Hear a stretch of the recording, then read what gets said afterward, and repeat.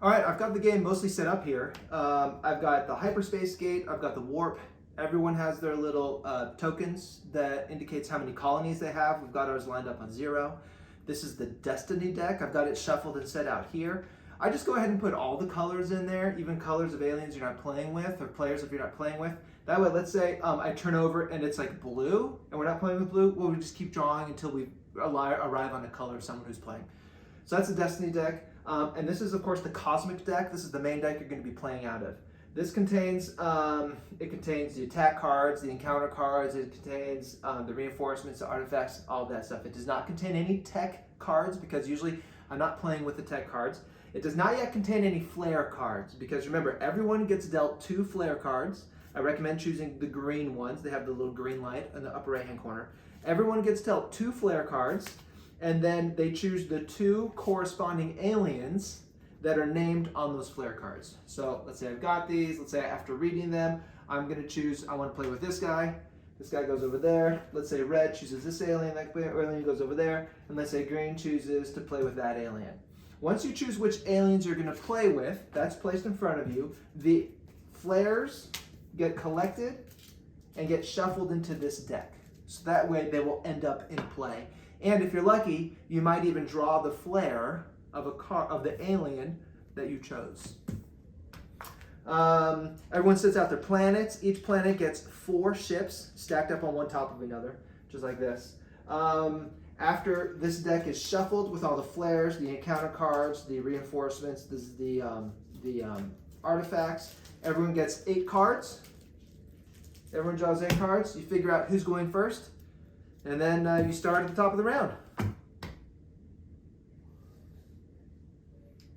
Hey guys, Andrew and I both think that probably the best way of learning a game is to play it, or if not playing it, at least watch it played. So we have kind of set up a fake game here that's right in the middle of the game. We've got our ships out, we've got our planet set up, we've engaged in some combat, which is why we have some ships in the warp already. In fact, Andrew's already landed a colony. He's created a colony on one of my planets, which is why he already has 1 point. We've got the Destiny deck set up here with its discard, and the draw pile here with its discard. On a turn, we go through a lot of phases, and all those phases are described at the bottom of the alien card. So you can follow along there. At the bottom of the screen, we'll have kind of the phases. So you never have to remember the order of the phases. You can just refer to the bottom of the alien card. That being said, it is Andrew's turn. Okay, so at the start of your turn, when you look down here, it's the start turn phase, and all this phase is looking at your hand.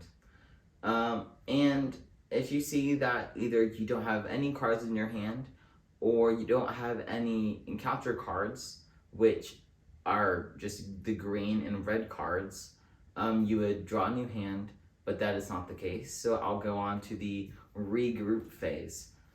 In this phase, I look at the warp and I say, do I have any ships in there?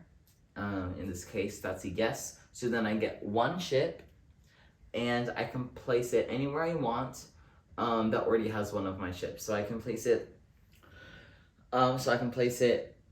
on that colony to strengthen it. I can place it on any one of my planets, or if I had one on red, I could do that. So I'm just gonna place it here to strengthen my planet.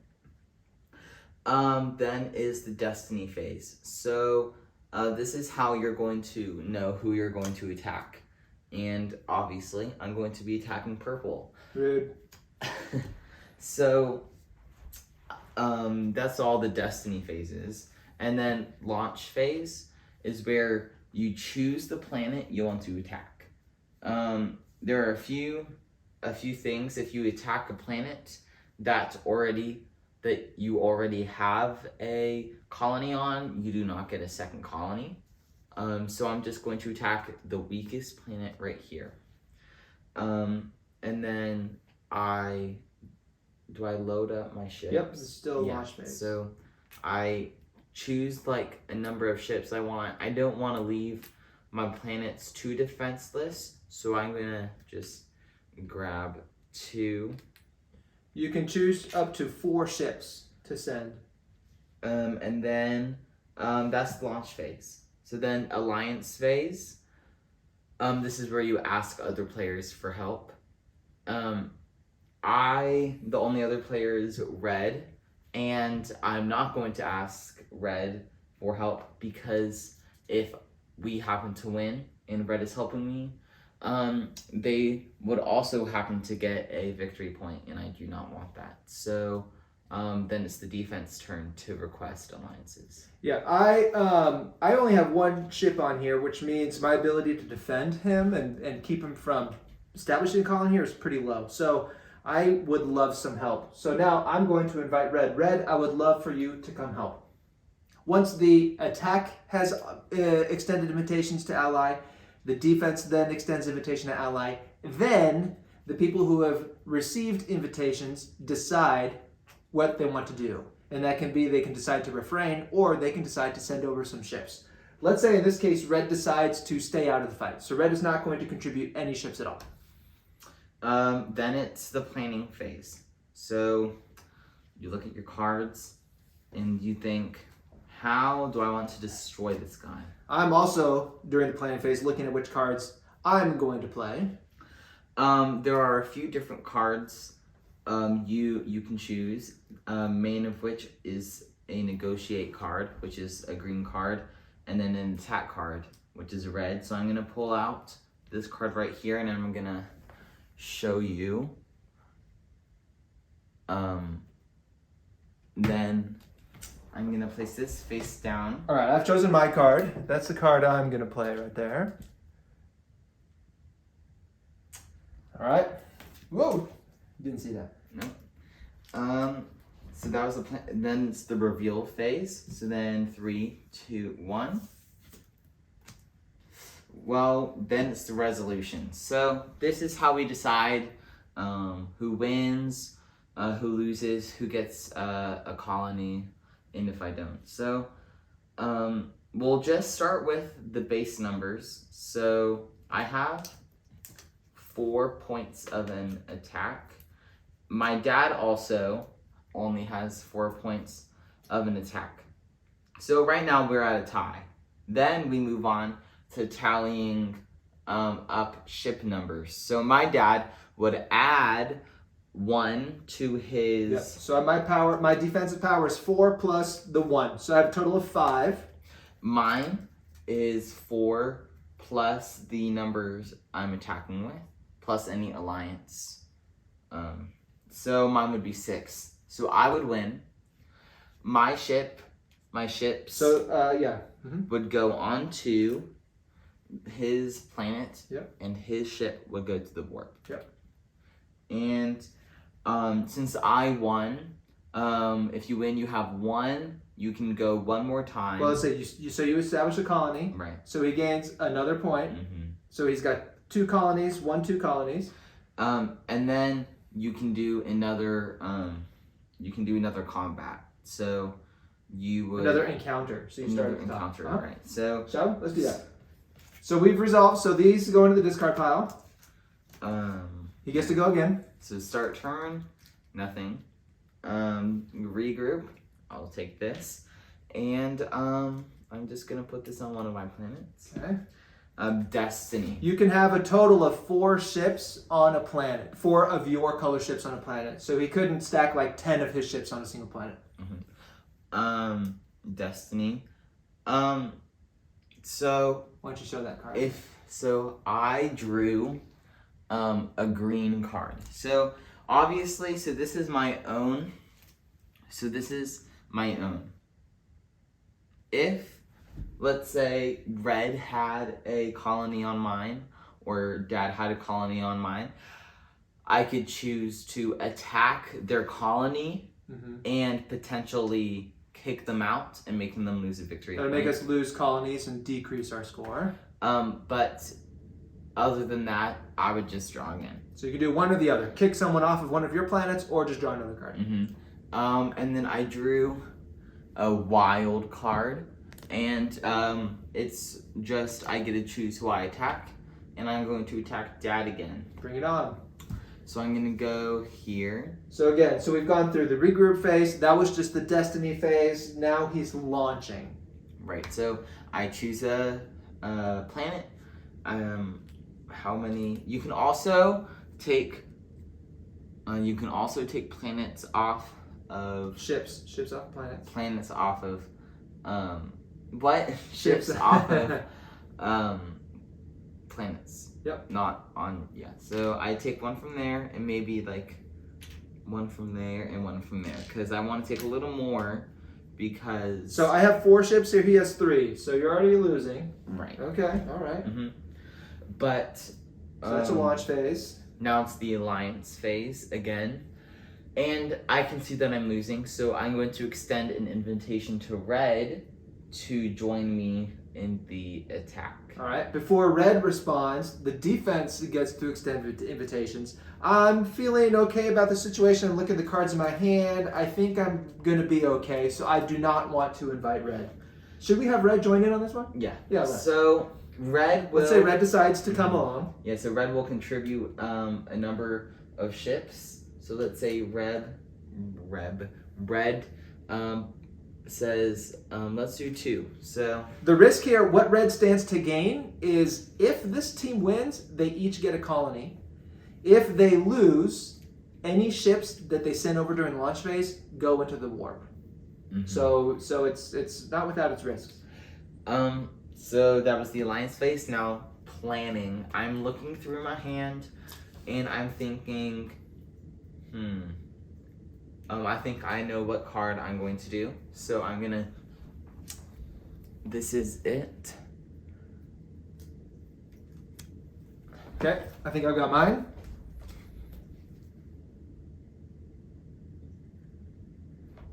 All right, here we go. We did not talk about this part, so this will be a totally surprise. 3. All right, so that was the planning phase. Now we're in the reveal phase. Yeah, so 3, 2, 1. Hey, Okay, negotiate. That's what I was thinking. All right. So we've both done a negotiate. So what this means is, I think it's probably easiest to read the card. Right. So the card says when your card is opposed by an attack, it tells you some stuff. It says when you play the negotiate card and it's opposed by another negotiate, which is what happens. It says players have 1 minute to make a deal or they lose 3 ships to the warp. So if we had a timer, we'd set it for 60 seconds. And we would try to come up with barter, okay? Yeah.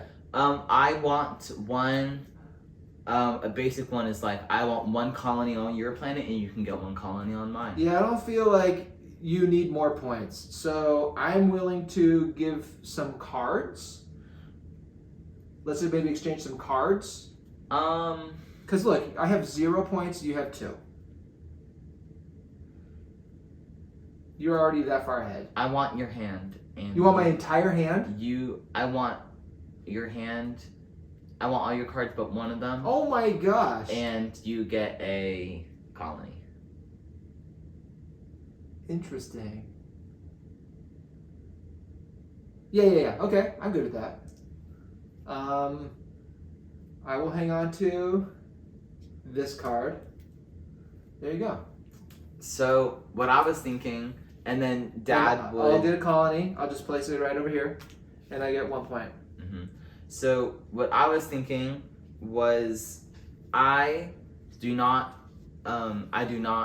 does not want me to get another victory point. And I am just gonna say it, I had 3 different types of cards. Negotiate and then a 6 and a 4. So you had crummy cards. Yeah, I had really bad cards and I really wanted more. And there's not really a good way of getting cards unless you have no cards or you do something like this, you negotiate. Yeah, so let's wrap this up. So we're still in the resolution phase. Each of our cards that we played goes in the discard. In a negotiate, all the ships that were launched go back to where they were from. So he gets to take his 3 ships back. Red gets their 2 ships back. They go back to where we got them from. And that was that. That's the end of his. He had 2 encounters. And then it would be my turn, and we would. What's that? That came from there. Oh, you're buffing out. Okay. And then it would be my turn. At the start of my turn, I would look. I have 1 card left, but the top of my card does not say encounter card, so I would get to draw new cards. Anyway, and that's how we proceed. Yeah. Hey guys, a couple more things I wanted to go over real quick that weren't covered in the example we gave you. When it comes to the alliance phase, there's a couple things to keep in mind. Number one, let's say it's my turn, I'm purple. Let's say during the launch phase, I've sent over 4 ships. Now it's the alliance phase. First, the offense asks whoever else is at the table if they want to ally. Because I'm attacking and Andrew's defending, we're the main players. So we have to ask the other people. So if there's another person, I could ask them, I cannot ask the other person. So let's say Red, sure, Red, I would like for you to ally with me, that would be great. Let's say Andrew also invites Red to be an ally. After the offense and the defense have extended invitations, now the people who have received those invitations can respond. And you just go around the table in clockwise order. If Red joins with me and sends over some ships, and we are successful, like I explained before, what Red stands to gain is another colony. If Red joins the offense and loses, their ships go to the warp. So that's why they might want to join the offense. Red may want to help the defense, in which case they choose the ships, they don't place them on the planet, but they put them next here. Those ships will help contribute, so now the defense powers the 4 ships here plus the 2 that Red has sent over. So now there's 6 defensive powers so far, not even including the card that that the defense will play. Someone may want to help defend, not only because they were preventing me, they don't want me to get any points. That might be why Red will help defend. But also, if Red is successful in helping them defend, they get these ships back. Let's say we play our card. Let's say I lose, my ships go to the warp. Red does not get a colony on the planet that they were helping defend. Those ships go back, but they get what's called rewards. Because they had 2 ships that they were helping defend with, they get 2 rewards. And a reward is either taking ships back from the warp or drawing more cards. So in this case, because Red had helped out with 2 ships and they were successfully defended, let's say, then they get to draw, they choose to take 2 more cards. Or they could say, I want 1 card, and then I'll take another one of my red ships back from the warp, something like that. So that's why you may want to help defend, not only to help someone, to prevent someone from getting more points, but also if you have lots of ships in the warp that you want back, or if you are on defense, or if you want more cards, you may help defend as well. All right, so that's during the alliance phase. I want to cover some things that might happen, like with negotiate cards that we didn't cover in the previous example. In the example we gave you, we both played negotiate cards, but that a lot of times is not how it happens. So let's set up another scenario. I'm attacking Andrew, and let's say Red has been asked to help defend, and they chose to defend. During the planning phase, Andrew and I each choose a card. We've placed it face down. Even though Red is helping defend, they do not contribute any cards. All they're contributing right now are the ships. During the reveal phase, now it's reveal. All right, reveal. 3, 2, 1, we flip over. I've got an 8, so I'm 8 plus 4. So far, my attacking power is 12. Andrew's defensive power, he's got 4 plus 3, so he's got 7.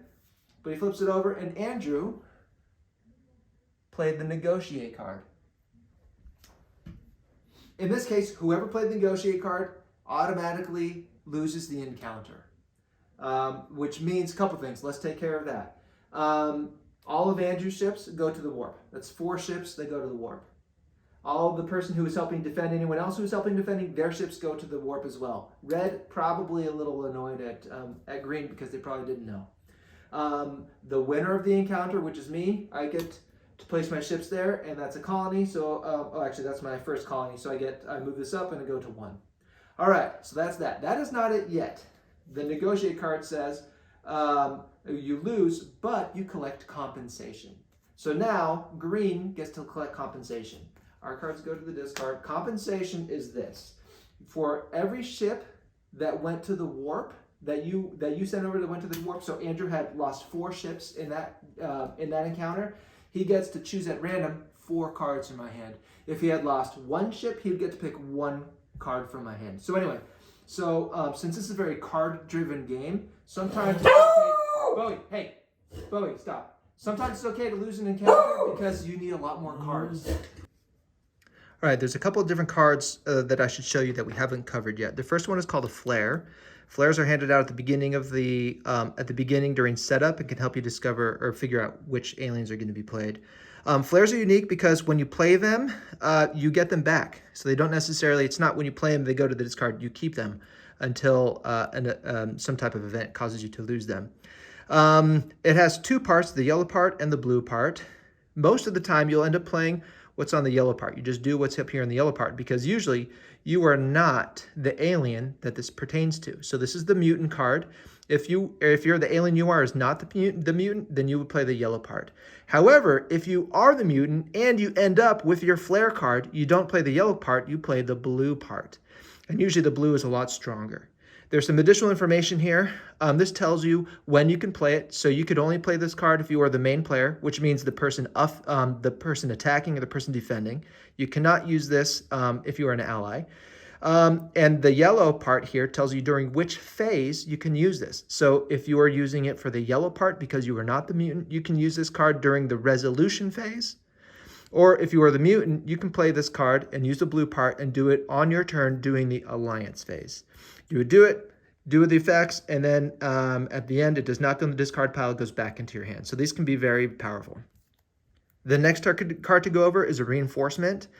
Reinforcement's nice because you play this during the reveal phase, and you can see who can play this card, a main player or an ally only. So if you're the offense or the defense, you could play this during the reveal phase, or if you are an ally, if you were invited to and you accepted to ally on the offense or the defense, you can play this as well. And again, only during the reveal phase. So you will play this if it turns out the numbers are not going in your favor, and you don't like it, and you can be, oh, boom, I'm going to add 3 on top of it. So now maybe I win the encounter. That's when you would use a reinforcement. The last type to go over is an artifact. They have blue over here. You can see it's got the name of, this one's a reinforcement. This is an artifact. This tells you who can use the card. Anyone can play this, whether you're a main player, whether you're an ally or not even an ally. It tells you during which phases you can do this, and then here's the power that you use it. After you use the artifact, it goes into the discard pile. All right, I want to tell you about these cards. These are tech cards. You flip it over, you can see up here it says tech. This is not an expansion, but kind of like an extra type of card. Once you get the hang of things, then you can go ahead and start using tech cards. But usually in the beginning, I do not recommend playing with tech cards. In fact, out of the 100 times we play this, I have only played with tech cards maybe a couple of times. It does add some other ways to spend ships, some different levers of the game, but this game is super duper fun even without the tech cards, completely optional. And for the beginning, until you get the hang of it, I recommend do not play with tech cards. All right, during setup, everyone is going to be dealt 2 flare cards. They look like normal on the back, but they're this. We've gone over flare cards before. You'll notice some lights up here. These indicate how easy or difficult these aliens are. So everyone's going to get 2 flares. And in this case, let's say I'm playing, I got the Sorcerer and the Observer. So I'm going to set these down, and I'm going to look at the pile of aliens, which are these big old cards. I'm looking for the Sorcerer and the Observer. So I'm going to flip it over here. And so here's the Sorcerer and the Observer. See, I've got Sorcerer here, the Observer. I would take these and look at them, and then I could choose which one of these I want to play during this game. And let's say I wanted to play the Observer, then the Sorcerer, I'd put the Sorcerer back in the box. Highly recommend at the beginning choosing green aliens. You see up here, it has the green lights. These are the aliens that are easiest to use. Highly recommend that. You'll notice here's some examples of some yellow and some red. Some of these powers get pretty nuts and can really change the game a lot, and it gets super fun and hilarious. But why don't you get the kind of the rules under your belt first before you go exploring into the yellow and the red. But that's that. The anatomy of an alien card, it's nice and big so everyone can see it. In fact, when you lay it down in front of you, you notice that the top of your card is reversed. That way it's kind of easy for everyone else to see what your alien does. It's got the name of the alien right here, gives a little spiel of what your power does, some flavor text here. And then of course down here tells you who can use the power. It tells you when you can use it. Yours is optional, you don't have to use it. If you were Observer, you have to use this power every time you can. So for the Observer, when I'm the main player, so meaning offensive defense, or if someone has invited me to be an ally and I've accepted, then I have to use this, and I would use it during the resolution phase. I use this bottom here. This is what I look at on my turn to make sure I'm following the phases in the correct order. All right, that was the video. Hope Yeah. you enjoy it. Hope you enjoy the game. Yeah, anything you want to add? No. All right, have fun. See you guys. Bye.